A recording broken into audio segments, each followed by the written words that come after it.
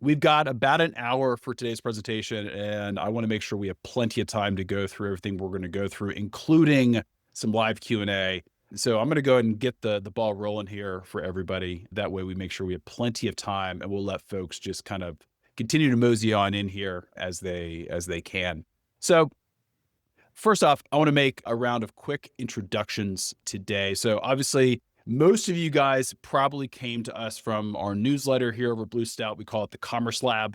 We send out a weekly email every Wednesday with one very specific insight. That insight is based on data and A/B tests that we are running for eight-figure brands. And so most of you guys are coming from that newsletter. So thank you guys for joining us today.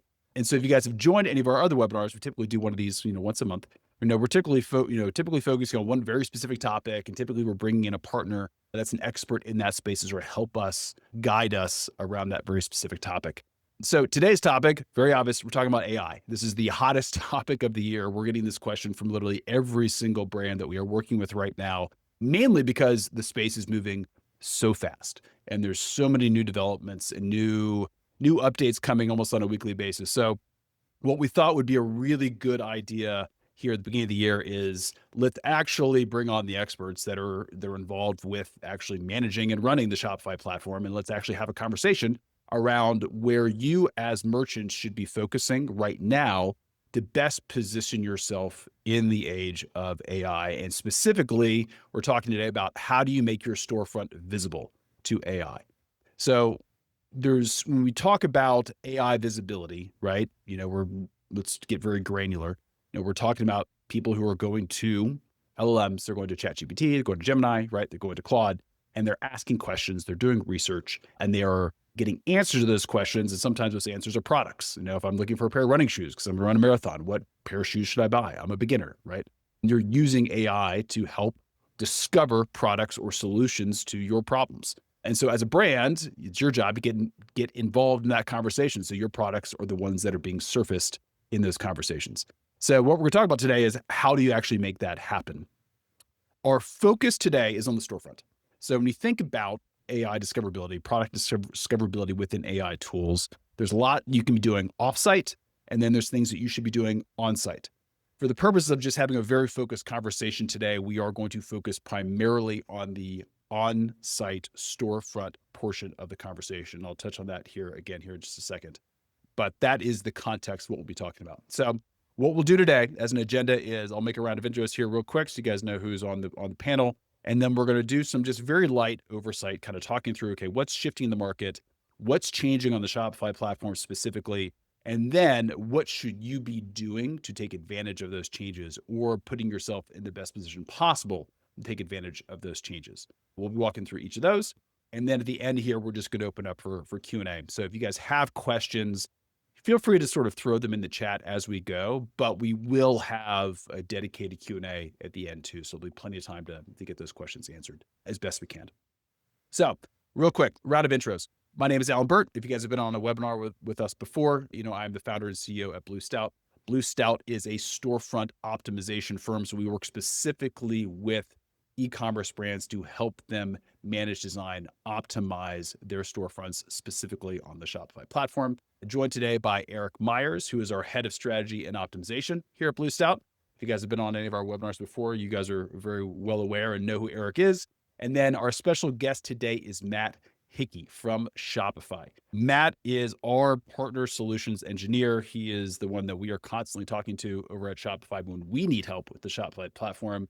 He is one of the most knowledgeable guys that I know when it comes to understanding the intricacies, changes, ways to utilize Shopify. So he is going to be our resource today, specifically to talk to us about and help us understand how Shopify is integrating AI and how that's changing the market and what you should be paying attention to. So Matt, thanks for joining us today. Thanks for that amazing intro, Alan. Looking forward to having this chat. And he has the best background on the internet. That's his other accolade. So for those of you who do not know who we are at Blue Stout, we like to call ourselves your storefront CMO. So the way that we operate is we partner with brands as their chief marketing officer of the storefront specifically. So there's a lot going on in e-commerce. There's a lot of components, moving pieces in e-commerce. Storefront specifically is that cornerstone. It is the piece that everything runs through. And so we partner with brands to help them build custom optimization plans that help support their entire broader marketing and growth efforts. And if you've worked with us before, if you work with us currently, if you're reading our newsletter, you know that a core tenet of the way that we do that is through ongoing, very data driven A/B testing and optimization. And so that's what we do at Blue Stout. And then we back that all up with a dedicated and very experienced design and development team. We've been doing this for over a decade. We've been Shopify Plus partners since the Plus platform launched in 2015.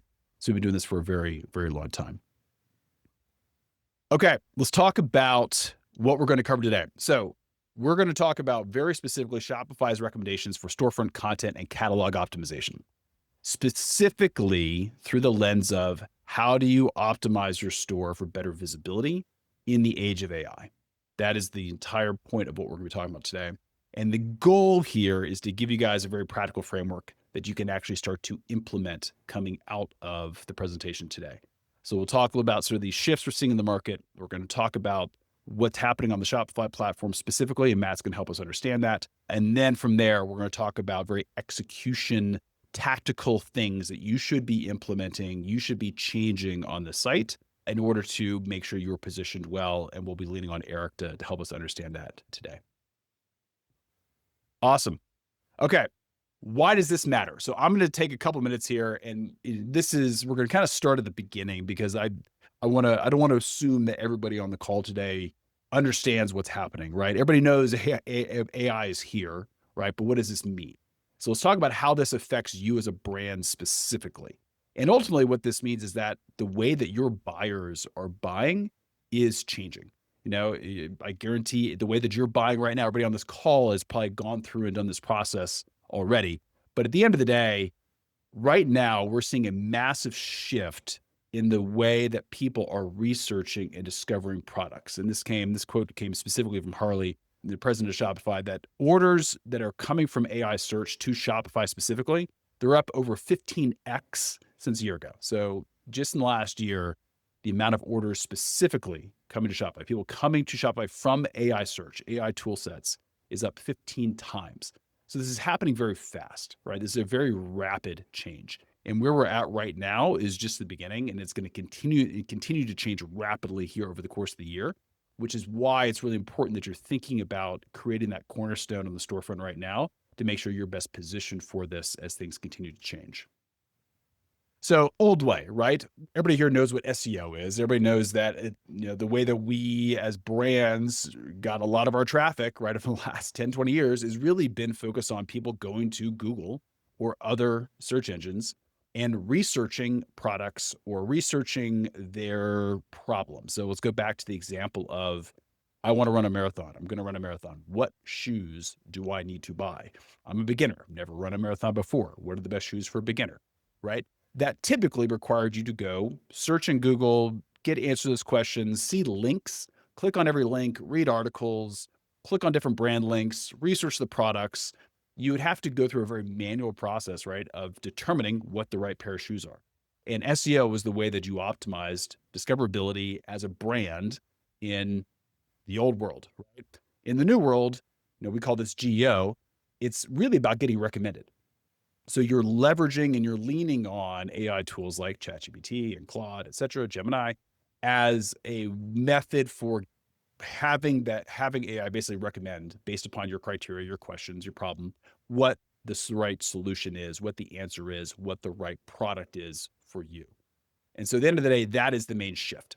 And so as a brand, if you're not being included in that conversation that's happening on the AI tool sets, then you're missing out on the sale because customers aren't even going to come to the site to do their research anymore.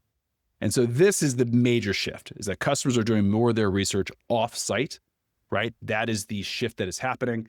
And so if you want to be discovered, you need to make sure that you are part of the conversation where the conversation is happening, and that's specifically within the AI tool sets. Okay. So that's been the big shift that has been sort of happening, and that's been happening over the last couple of years. The new layer on top of all of this is the most recent announcement from Shopify that they've partnered with OpenAI. And so now Shopify is actually going to be powering purchases within ChatGPT.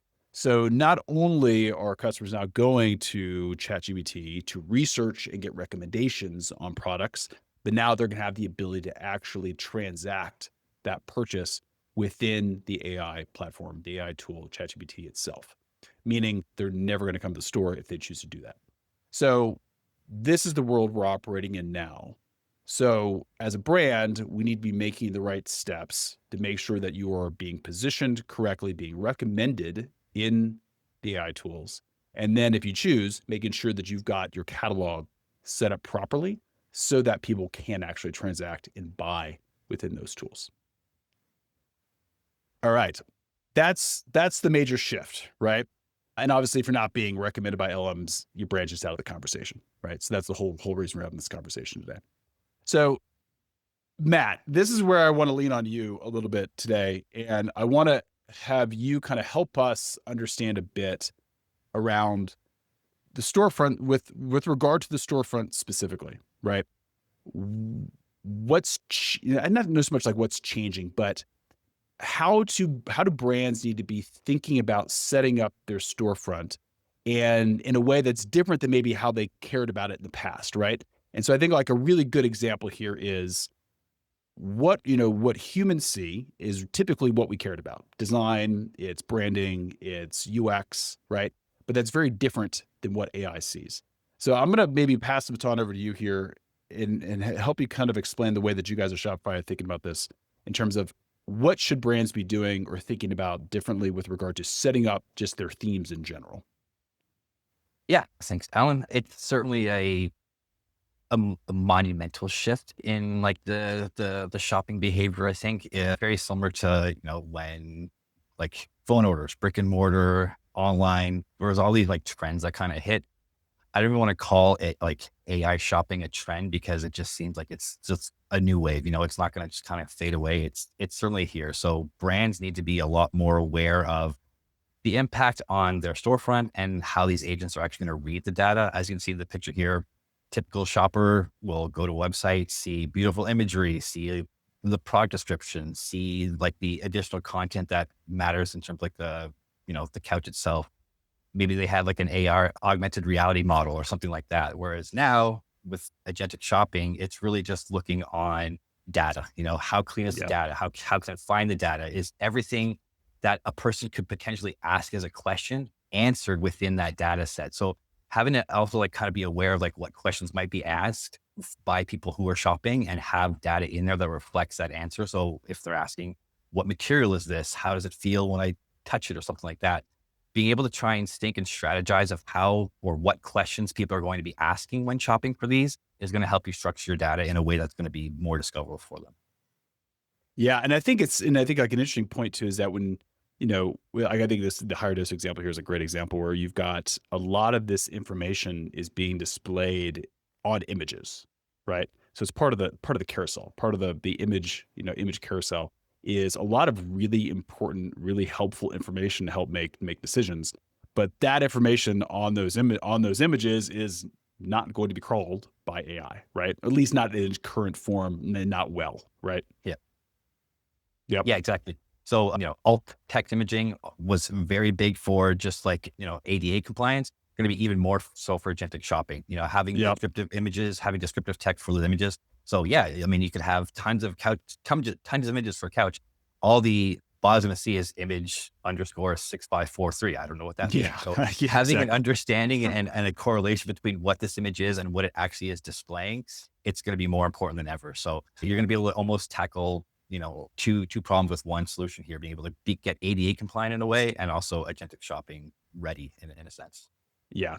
And we were having a conversation, maybe it was a couple weeks ago, but we were talking about, I think you're referencing like a developer friend, right? Who used to make kind of comments, almost like kind of like Easter egg comments, like within the code, right? It's like the end of the day, it's like, that's what AI is reading, right? So we also have to be very cognizant of how we're writing theme code and what we're putting in there. Because at the end of the day, that's the data that these LLMs are pulling from. Cool. Okay. So end of the day, sort of the takeaway here, right, is that, theme design, we've always been thinking through the lens of, okay, this is what needs to be done specifically for users. And this is how we convert, right? That's something we focus on extensively at Blue Stout. But now equal amount of emphasis needs to be placed on, okay, that content, the information that we are displaying on site, we might be displaying a thing in places like images, right? Like we need to be also making sure that everything is being optimized from a code standpoint for AI to be able to crawl and actually extract that information. And we'll talk about some ways to do that here in just a second. Yeah. And one thing just to add too is like not just having very like product specific information, but variant specific information as well. Making sure you've Yeah. got an accompanying image for your variant. If there's variant specific information that like maybe there's a stick, maybe your variants are different tire sizes and each tire size has a different width for each, like as it gets bigger, it also gets wider. Making sure that's also aware. So just making sure that variant specific information is also displayable or readable is going to be very important as well. Yeah, and I think we should talk a little bit here about sort of catalog structure in just a second too, because that I think that's a question a lot of people have too, is like when it comes to actually setting up their not just sort of the sort of the new catalog for AI agentic, but also just their existing sort of Shopify catalogs. Like, is there a way that they should be thinking about optimizing that catalog structure, parent products, parent category or parent products, yeah, versus variant products, is what are sort of best practices around that in the AI world? The other Yeah, piece there's of this too. a Oh, go big ahead, ch Matt. a big chance for I mean, a lot of merchants don't necessarily always take that step back and say like, "Hey, can we cleaned up our data? Have we, optimized things?" I think this is a really big chance, a really big opportunity for a lot of merchants who may not have had that, like, that step back to look at their data, look at their product hierarchy, see what they can modify. I think this gives them a chance to just kinda go back there and clean up data that they necessarily would not have ever thought of, and now it gives them an opportunity to go in and kinda clean it all up. And as you're cleaning that up too, I think about it's really important to make sure that you're recognizing this as an opportunity to brand build as well. Because take your tire example. If you are also using, like, for example, some sustainable rubber in there, making sure that you're mentioning what percentage of that material is sustainable, if sustainability is one of your brand pillars. So you can use that brand data, not just to increase your discoverability, but in order to create better citation trust among queries that may relate to things related to your brand, like whether it's sustainability or another pillar. Yep. Yeah, love it. As we're talking about content, right? And sort of positioning, right? We'll talk about that in a little bit more in a second here too. But I think another piece that we were thinking specifically about the Shopify storefront that a lot of brands haven't necessarily thought about or considered yet with regard to AI is that we've always focused on content, right? That's mainly focused on selling, right? So we're selling a human, we're selling a user, right? And I think a good example of this would be sort of this tea example we've got brought up here, where it's a special reserve for Earl Grey lovers. We infuse our top grades, right? Like this is meant to create an emotional connection with your consumer and your buyer, right? But when we're optimizing for AI discoverability, that emotional component, at least right now, right, is not a major factor. It's more about being able to answer questions based upon criteria, right? And so, Matt, maybe help us understand a little bit around like how should we be thinking about the way that the type of content we're putting on site, specifically within themes, that's versus optimizing for human content versus sort of AI content. Yeah. So obviously, like the structure, how you're presenting it, I think very specific to brands and how they want to present them. I think luxury brands and high value brands and like the ones who really commoditize the experience, I think they're going to obviously still live in that model. But I think the merchants who specialize in easily searchable like items, they're going to gravitate towards this new world. I mean, if you sell like a t-shirt and it's just a very basic white t-shirt, no reason that can't be searched through agentic very quickly. I think the one really cool thing that you're going to be able to do through Shopify's product catalog is be able to have a storefront description and then create a secondary description specifically for the AI agents to search for. So being able to for the example right here on the left-hand side, still have like a very human type description that's available. But if you want to like create a very agentic specific type product description, you can load that in the back end and then just choose to leverage that one for the agents to be searching for that. So there's ways that we're going to be powering merchants to have that choice. So for my storefront, I still want to have that really great experience, that really great storefront and images, all that kind of stuff like that. And then for my agents, we have this, pure data feed that we're going to be injecting into them and allow them to search that instead.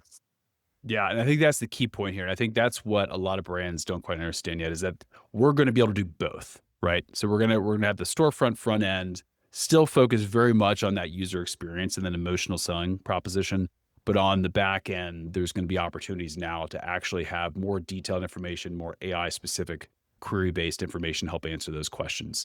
And that's probably right now, probably the biggest shift from a Shopify standpoint, other than just the OpenAI integration, is this new structure that Shopify is starting to roll out. So let's dig in on that, because I think this is probably where I see the most confusion, frankly, because it's also a new announcement, right? This is something that's currently kind of starting to roll out, being rolled out. But I think Very, what's very new.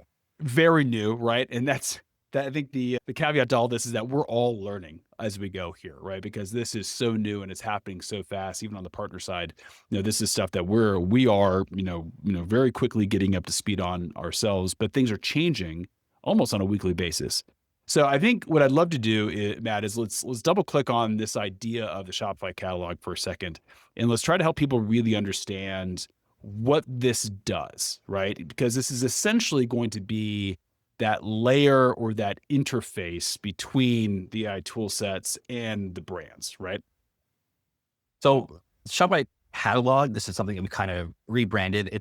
It's our existing product taxonomy. So within Shopify, like our existing product schema and like the global catalog, we've just rebranded as the Shopify catalog. This is just to make it very aware of that this catalog is leveraged across the entire Shopify platform.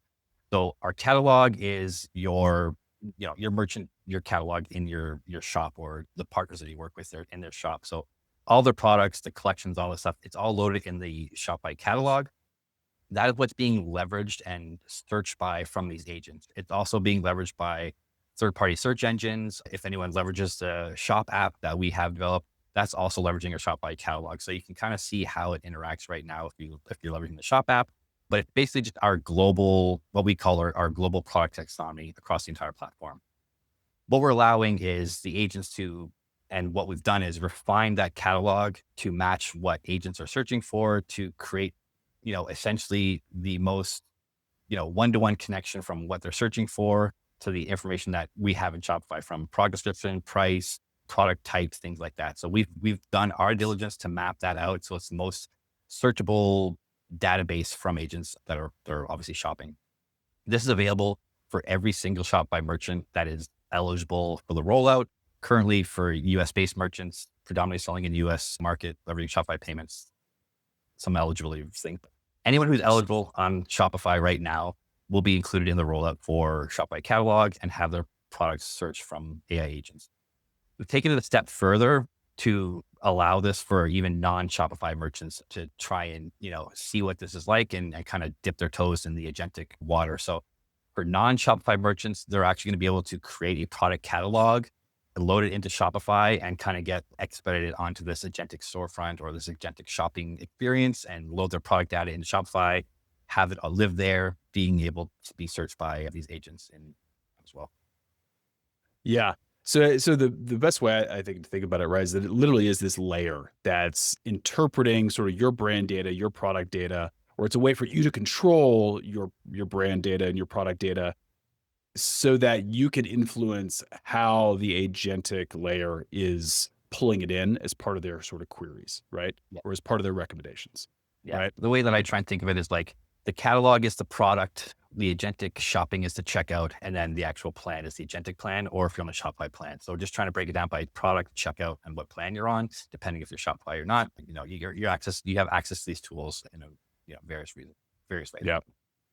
And as a brand on Shopify, you'll be able to actually influence and sort of filter the type of information that's available on a per product basis, right?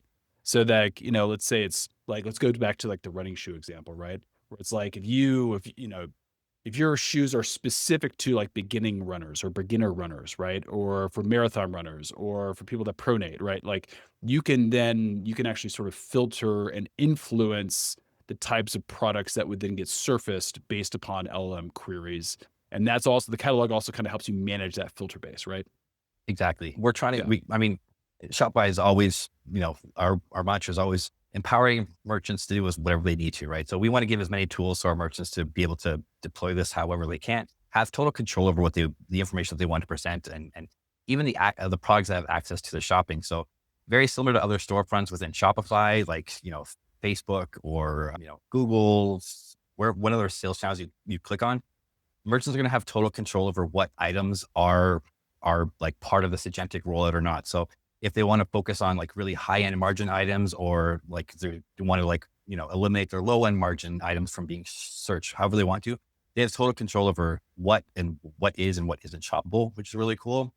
Being able to leverage different product descriptions. I saw a comment asking about meta fields, being able to like track in meta fields as well. They're also going to be searchable through agents as well. So we're really just trying to empower merchants however they want to tackle this and however they want to get up to speed in this new world. We're giving you many options to tackle it. Yeah. So it's almost, in some ways you could think of it like, managing any other sort of channel, like Google Shopping, right? Exactly. Yeah. Yeah. Yeah. It's pretty cool. So this is, we're thinking through kind of the shifts that are happening specifically on the Shopify platform. So if everybody on here that's a Shopify merchant, this is probably the biggest right now, is as this is rolling out, and that'll be the question everybody's going to ask, Matt. But like as this is rolling out, right, this is the piece that you should be starting to configure so that you can ensure that the products you want to be recommended, the products you want to be actually be able to be, purchased, through ChatGPT can be, but actually taking control over kind of what information, how those products are positioned, et cetera. This can be really, really important. To the rollout question, because I just know everybody's going to ask this, so I'm just going to let's just go ahead and bring it up. Yeah. Right now, it's been rolled out to a number of very, very high profile brands, right? And it is right now sort of consistently being rolled out just sort of like in chunks, right? To everybody on the platform that's eligible. Exactly. So again, based on eligibility for what the current rollout is, any merchants that are like enrolled in this rollout, it's just going to be gradually trickling down to like the merchants that have signed up to be part of the initial rollout. So if you haven't signed up, there is a link in Shopify to sign up, be part of like the next rollout whenever you're part of that cohort. But yeah, it's just slowly trickling down to eligible merchants. I don't have exact timelines on when every single merchant is going to be like available on the platform, but the best thing any merchant right now can do to arm themselves is get on the waiting list. As soon as they have waiting list, they'll get a notification of like when they're going to be included in the next rollout. And then they'll get a notification when they've actually been included in the rollout and they're able to go and off into the running. So I wish I had better news on, February 24th, everyone's included, but don't shoot the messenger. Exactly. We're just, it's again, to Alan's point, like this is, one of the most monumental shifts in e-commerce that I think we've experienced in quite some time, maybe ever. And I think our team is just obviously trying to monitor things and like try and keep things in check as much as they can.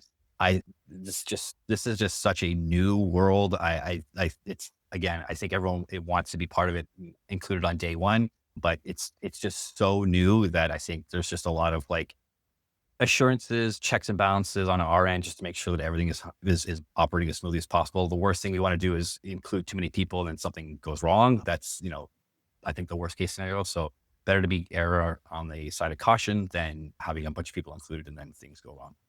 Yeah, I see some people asking about how to get on the wait list. So Bert, what we can do too is we can also, share a link. We can find that link for you and make sure I you can share get it right out. now. So I'll send it. Yeah, Matt can send it to the chat. And then I think Erica actually had a couple good questions, kind of clarifying questions. So one of the questions was, should we create a new meta field for description that would include individual meta fields? Is there a specific way to structure this field or marked up for schemas, which she's asking?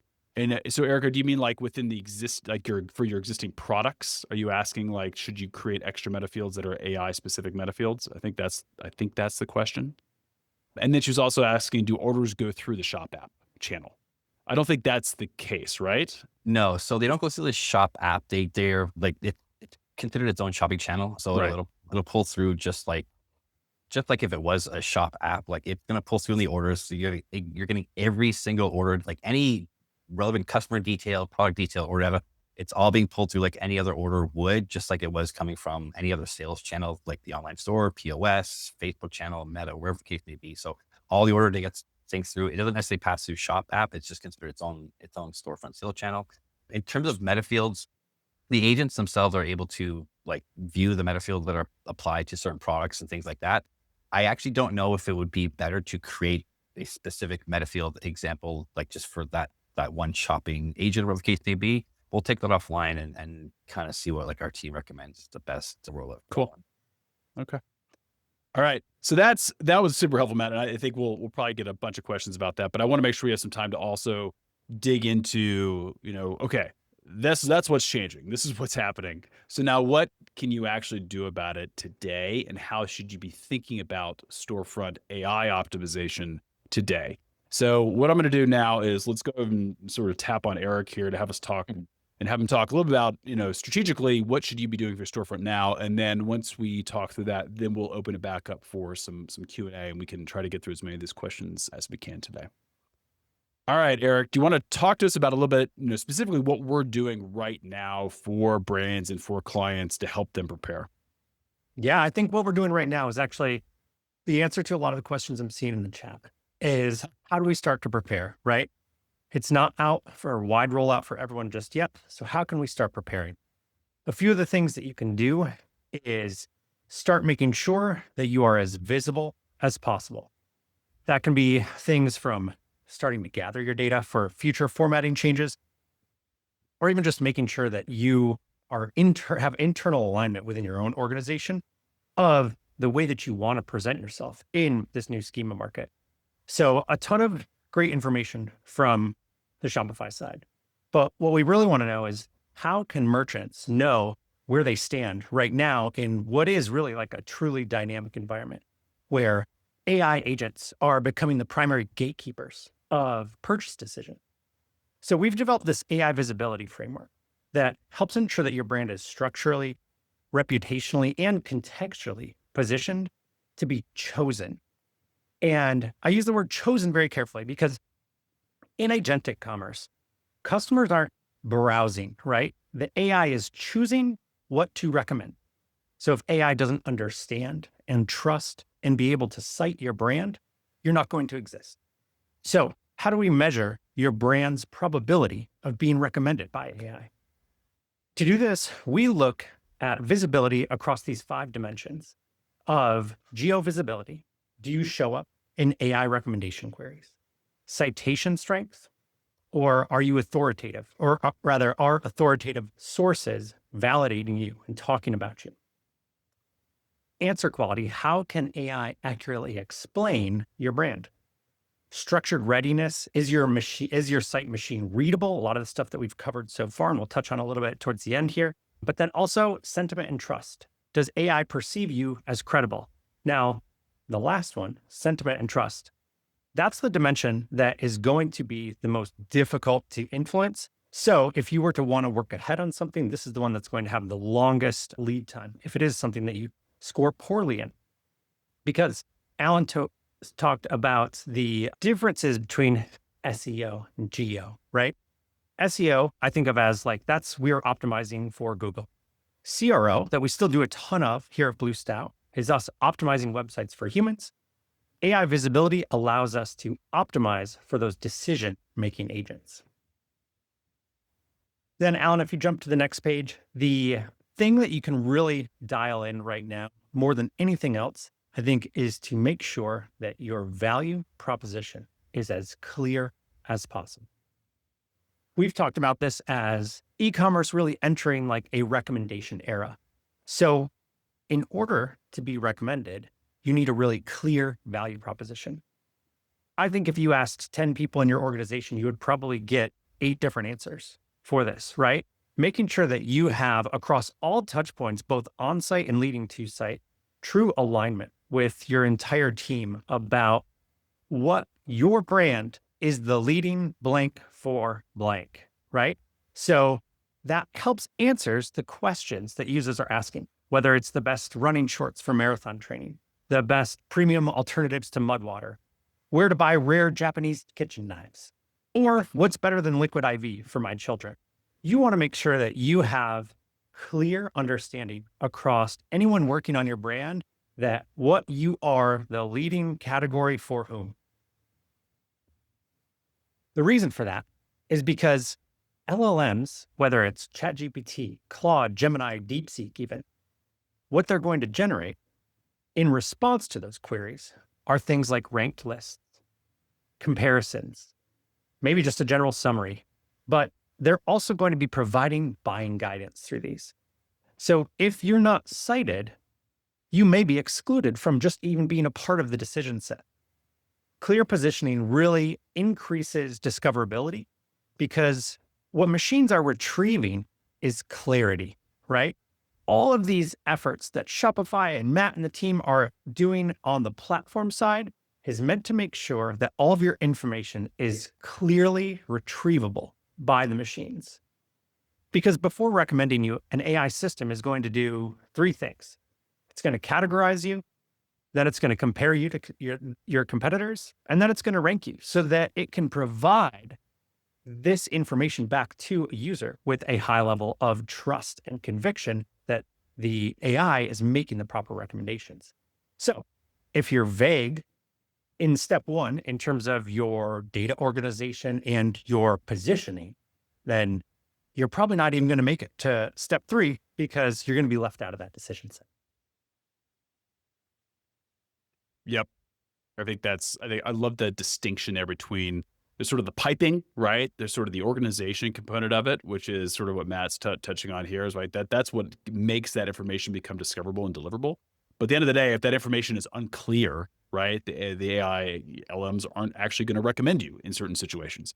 And so you need to be thinking about one, what sort of infrastructure set up, and then two, really dialing in your positioning from a brand perspective and also from a product at a product level. That's what helps position you to actually be one of the top results when those queries come through on that very specific topic, right? Yeah, 100%. Cool. Yeah, and we can touch on this Q&A a little bit, but if you're a brand that has, if you're a retailer that has lots of different products that do lots of different things, Eric, how do you start to think about positioning in those types of situations? Yeah, I mean, I think so let's say, for example, if you're like a marketplace that isn't a brand, right? You have 100,000 different SKUs of just like all sorts of different categories. Think of like, I don't know, if you're like Walmart, for example, right?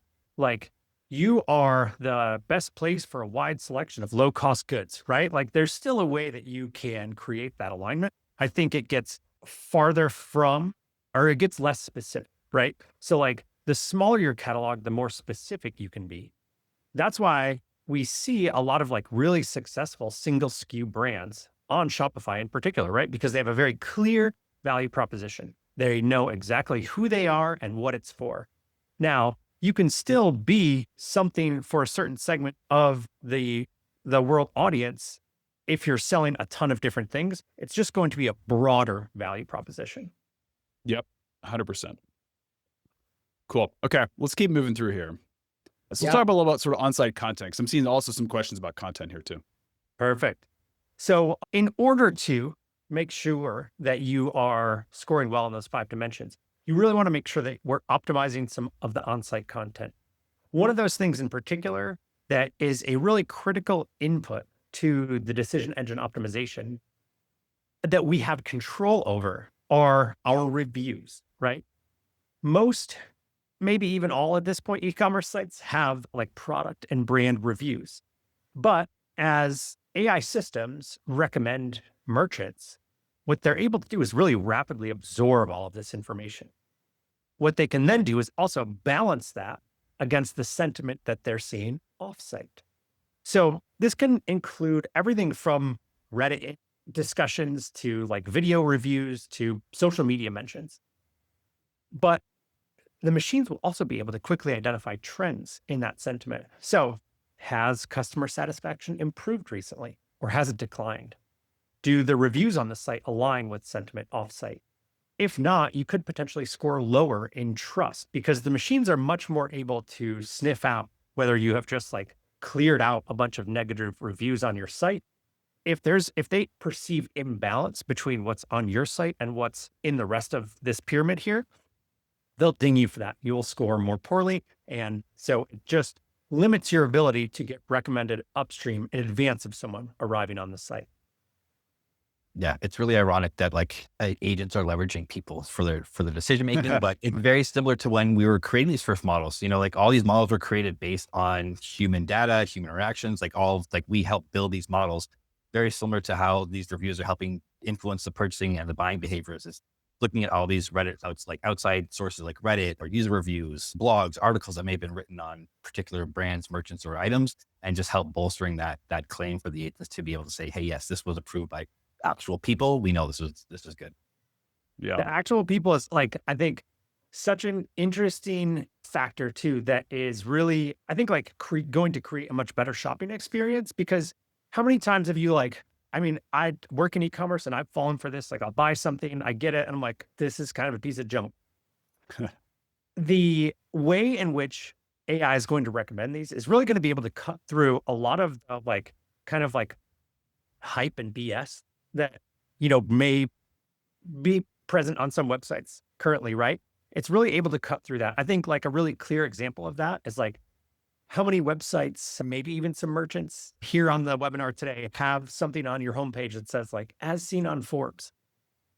Well, the machines know that you just paid for that. And that's just a click to pay for in order to put their logo on your site. And they don't care about that. What they care about is something, like Susie's Reddit thread or a local publication that has covered you and like a founder story about like how you're creating jobs in your local environment, right? Like those types of like real world, real person experiences are, like you mentioned, Matt, like really ironically heavily favored by the machines. Yeah. And I'm seeing questions here in terms of like, how important is on-site kind of versus off-site, like Reddit as an example. And I think at the end of the day, it's like there's lots of numbers that are tossed out there. I think I think Shopify has even said that it's kind of like a 70-30 split-ish, right? Where it's like 70% importance off-site versus 30% importance on-site. And we're going to be doing more. We'll have more conversations about off-site and sort of future events also. But the way that we think about this right now is that like the analogy I always like to use when it comes to storefronts is like, think of like the storefront as like a race car. And if you think of like your off-site, all the, the work you're doing in GEO off-site, that's kind of like fine-tuning the engine. That is the gas you're pouring in the car.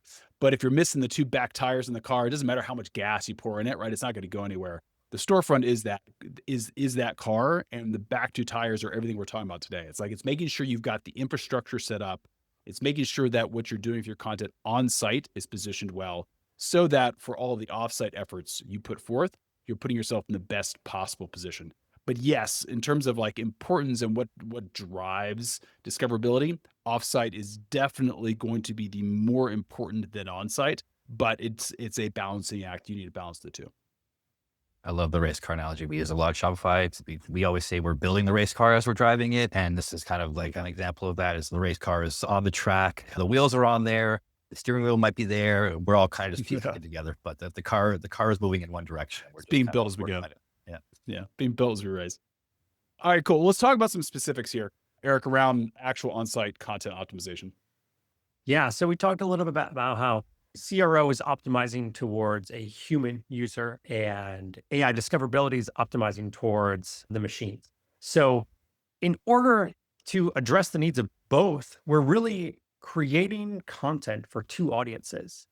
Your current site probably performs pretty well for a human audience. I think if you're here today, you probably have an interest and are practicing optimization on your website. You're trying to proactively improve it for the human audience.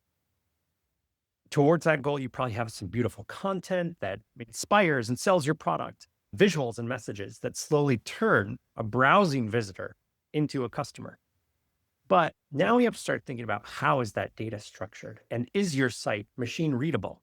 For example, do your product detail pages have really deep product depth? For example, an apparel brand should have things like fabric composition, weight, stretch level, hand feel, and so on. All of these should be things that we are answering both on the page currently for humans, but then also appropriately marked up with the right schema so that it is readily available to the machines that are coming and crawling the website. So it should be able to answer all of these product level questions that someone may have, but it should also answer transactional queries. So things like, what are the shipping costs? How quickly will this arrive? What if I want to return it? We have to think about the human funnel going like step by step. And we're slowly like getting them to go from this step to this step. But then underneath that, we also have to think about the data layer of here's all of the information that a machine is already just going to be able to ingest really rapidly, almost immediately, and make decisions based on it. Instead of, being like what is usually thought of as like a 5 to 7 touch point funnel for a human, is going to be a single touch point for a machine. So in order to do that, we need to make sure that we're using the proper schema. And the Shopify catalog that Matt spoke about is part of this, but there's also a really important tool that we wanted to chat about, and that's Shopify Knowledge Base, because I think that's a really important part of making sure that we have information that is getting answered really thoroughly so that it can also be really quickly ingested by LLMs. Yeah, this app is, Eric asked a question about FAQs. This is a very important app for every merchant to be considering installing on their shop. This is going to provide just an opportunity for merchants to load in their own preset FAQs that aren't touching necessarily the storefront. This is purely for agents to be able to search and help bolster their purchasing behavior and purchasing decision.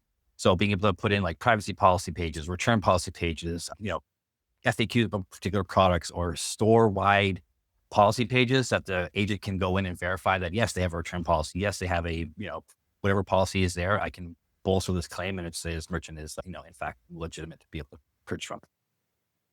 And I just threw a link in the chat there to the actual Shopify knowledge base app.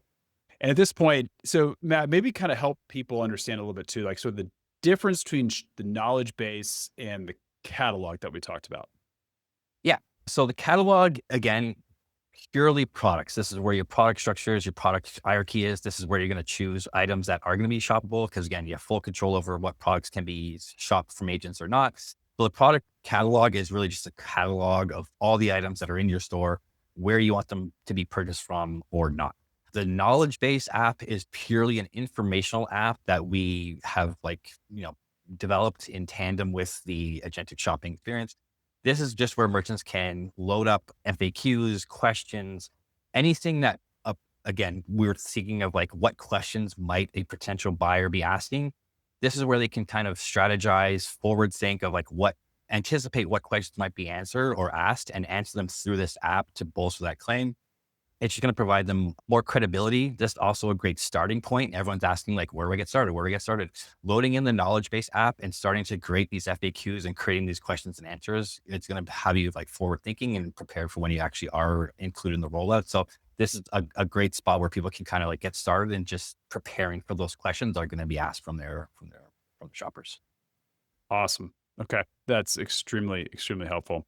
Okay. So let's do this. Let's jump into some live Q&A. And as we've got a few minutes left here, and I want to be respectful of everybody's time, so we'll try to answer a couple of these pretty quickly. But just real quick before we jump into that, obviously we're focusing very much on AI here today. AI and building AI optimizations into your storefront is something that we are doing for all of our clients right now as part of the storefront CMO playbooks that we're building for all of our clients, and that's the framework we use when we're specifically mapping out what should be optimized, what should be changed, and when should those changes be made for every single store that we're working with and every client we're working with. And so we are doing these AI visibility audits as part of that for our clients this year to help them build in stages of AI optimization within their storefront. So if you guys are looking for help, if you're looking for somebody to come in and help build out a very specific storefront CMO playbook and strategy for your brand, feel free, go to bluestout.com/strategy, book a call. We'll talk to you, see if it's a good fit. But AI is definitely part of those playbooks and the strategies that we are putting together for all of our brands right now. All right, let's do some QA. Lots of questions rolling through here. So I'm going to sort of pick a few of these as we go. So Renee's asking, is the knowledge base accessible via API? I think that's the catalog that's accessible via API, right, Matt?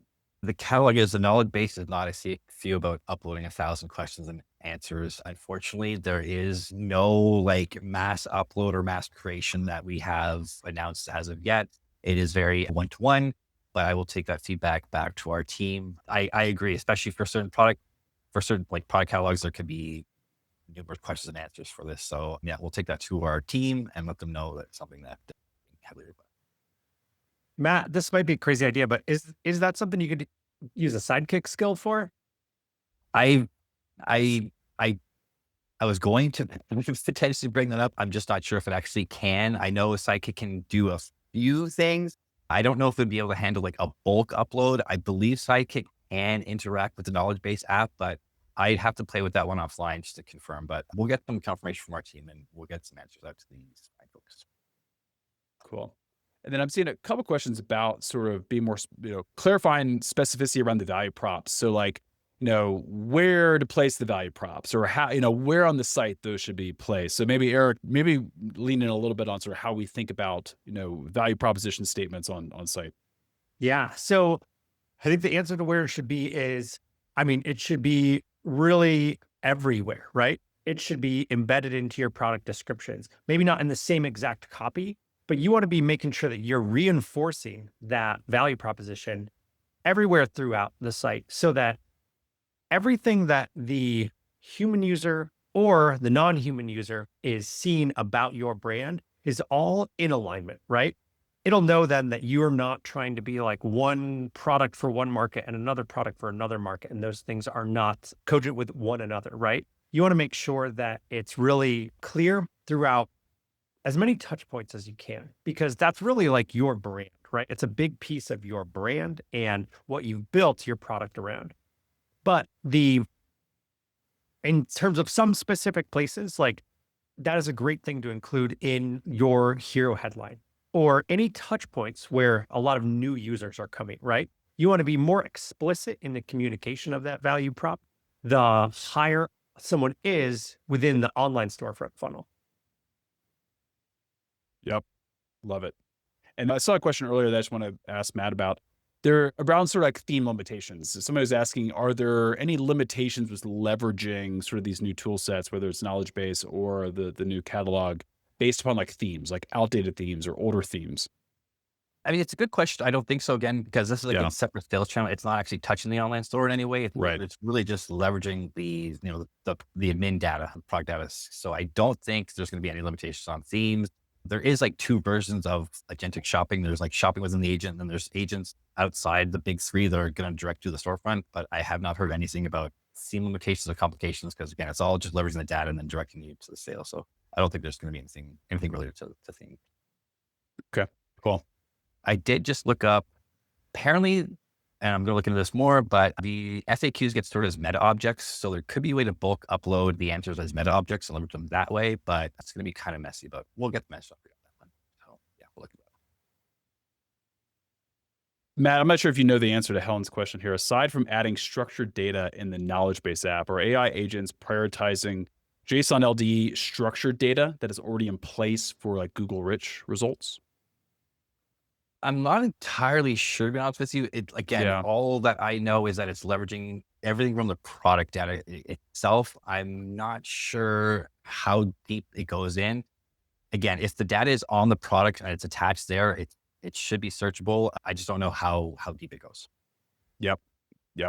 And again, to everybody on the call too, like a lot of this is just being rolled out, right? So a lot of this information we'll continue to get more answers to, and we'll help you guys and update you guys along the way as we learn more ourselves. Do Plus customers get sign up preference? Coming from Kyle. I don't know who gets preference. I don't know if they're releasing that information about who gets preference. I would say, the way that Shopify typically handles Plus merchants, it's weird. Sometimes we roll out things for Plus merchants. Sometimes they're the last ones to receive it just based on the use case. So I can't quite necessarily say like yes or no. The rollout is really just kind of ad hoc right now. Yeah, I think they're keeping that one close to the vest. But okay, then let's see. There was another question here. I wanted to. Oh, there's a question about sort of shipping policy information. And does that information need to be presented on every product page? I think that was coming from Michelle. No, it shouldn't be because again, you deliver to the knowledge base app and it's going to be searching through the shipping settings and things like that. So nothing required on the actual product page stuff for that.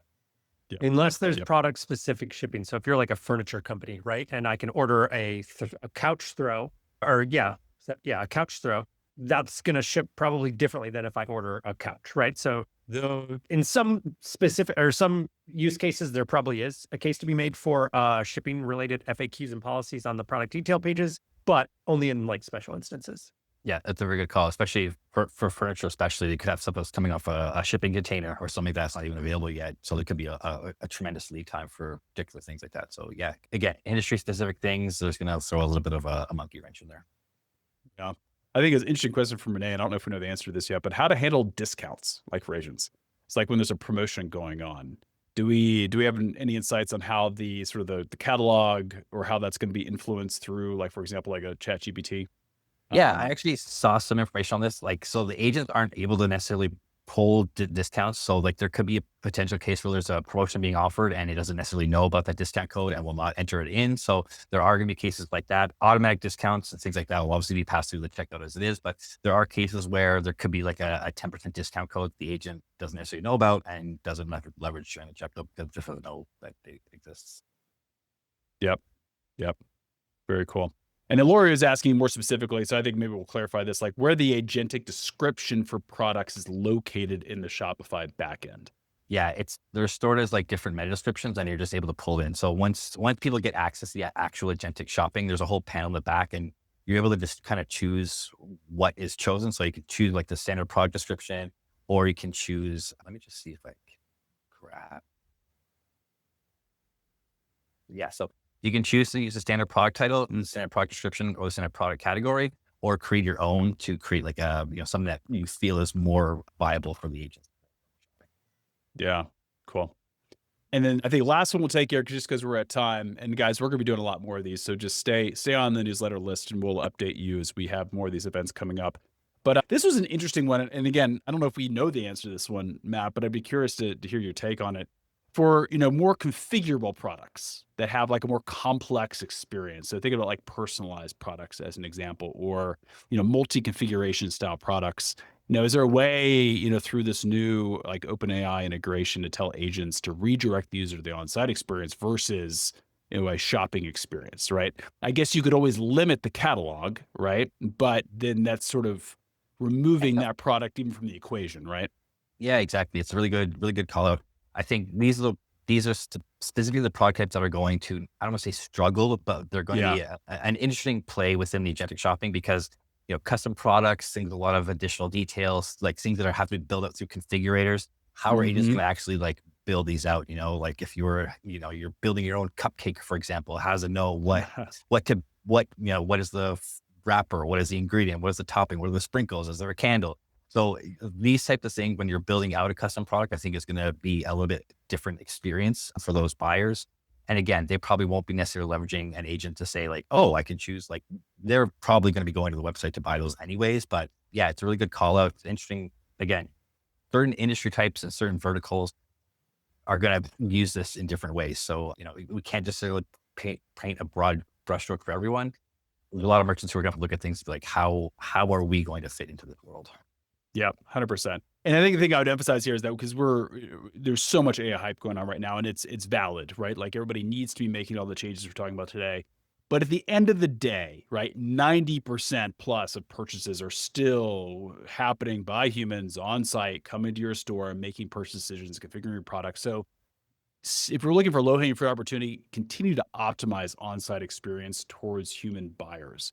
But at the exact same time, in parallel, start to be building out this piping, right? These systems, these flows that are going to help make you more discoverable, because that is going to increase dramatically over the next year. But don't throw the baby out with the bathwater here. Make sure you are still optimizing that storefront experience for human buyers and the human buying experience too. Yep. Cool. Eric, anything you want to throw in there before we let everybody go here? No, that was it. Thanks for everybody for listening in, and Matt and Alan, thanks for having me. Yeah, this is great, guys. Matt, thank you very much for joining us today. I think this was wildly helpful for everybody. And everybody who joined us today, stay tuned, stay on the newsletter. We'll be doing a lot more of these this year. And I have a feeling we're going to be talking about AI a lot this year than we have in the past. So bluestout.com. If you guys want to talk to us about putting together a custom storefront CMO strategy for your brand, just head to bluestout.com/strategy, and you can have a conversation with me or somebody else on the team. Thanks everybody for joining.